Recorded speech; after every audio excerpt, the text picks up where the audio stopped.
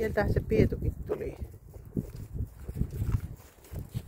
Niin, siinä on sisarukset pannat kaulassa, kun eivät onneksi lähde pihasta mihinkään, niin voi pitää vähän vapaanakin.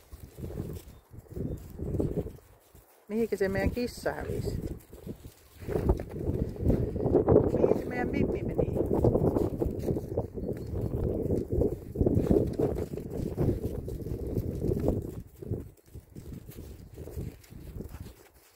Joko ne oli jääpalikat purtuna? Oliko?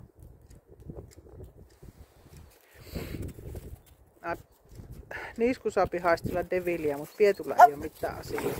Ai, ui.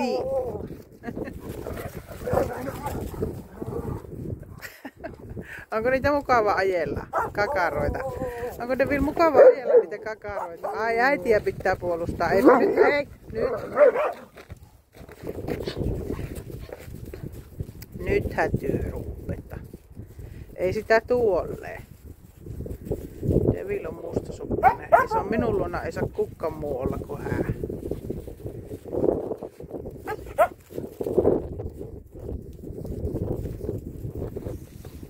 On kyllä hieno ilma. Aivan mahtava.